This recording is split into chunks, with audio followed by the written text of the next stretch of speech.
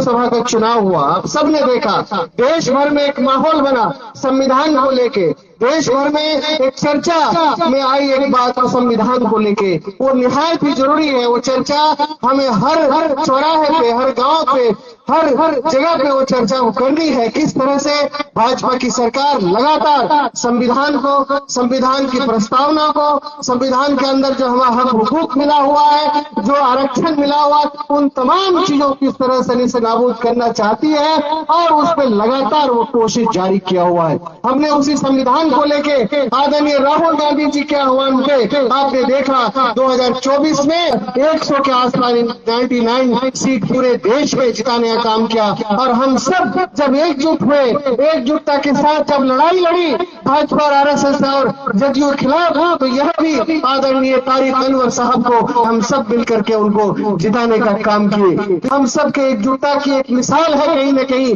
और इस प्राणपुर विधानसभा में भी, जहां पिछले बार हम कुछ वोटों से पीछे रह गए थे जो लोकसभा चुनाव में चाहे विधानसभा चुनाव में, इस बार उसी एनडीए के प्रत्याशी से हम इस विधानसभा में भी 10,000 से ज्यादा वोटों से लीड किए। तो साफ झलकता है कि अगर हम एकजुट हो, हम एकजुटता के साथ काम करें और जिस अंदाज में यहाँ पे अलग अलग राय, अलग अलग मशवरे आए, पिछड़ा, अति पिछड़ा,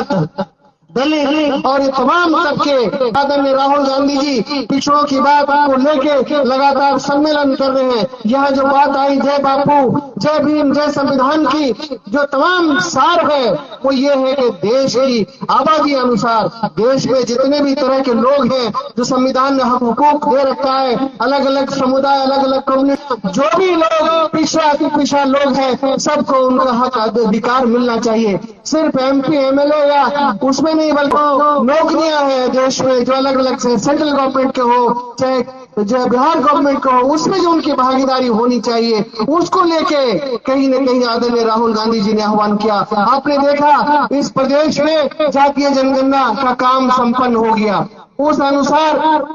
इस बिहार में भी 65% आरक्षण हो, उसको लेकर प्रस्ताव भी पास किया गया। लेकिन भाजपा के लोग नहीं चाह रहे, आदरणीय राहुल गांधी जी चाह रहे देश में जातीय जनगणना हो और तमाम लोगों को, तमाम जो पिछले लोग हैं उनका अधिकार मिले। इसके लिए जरूरी है कि आरक्षण की सीमा को तोड़ा जाए। भाजपा की सरकार ये चाहेगी तो ये आरक्षण की सीमा टूट सकती है और 65% आरक्षण भी हो सकता है 9वीं अनुसूची में डाल के केंद्र के, जो ये नहीं चाहती है भाजपा की सरकार। ये ऐसे इन तमाम ऐसे मुद्दे हैं जो हमें पिछड़ा, अति पिछड़ा, दलित, उन तमाम समुदाय के बीच ले जाना है, उनसे चर्चा करनी है, उनके मूल बात को उनको समझना भी है और समझ करके उनको साथ लेके जो लड़ाई राहुल गांधी जी, मल्लिकार्जुन खड़गे जी, श्रीमती प्रियंका गांधी जी जो लड़ाई लड़ रही है देश भर में, उन लड़ाई को हमें जन जन तक, गांव गांव तक, कस्बा कस्बा, टोला तक, हर जगह हमें पहुंचाना है, ले जाना है। और उसके लिए जरूरी है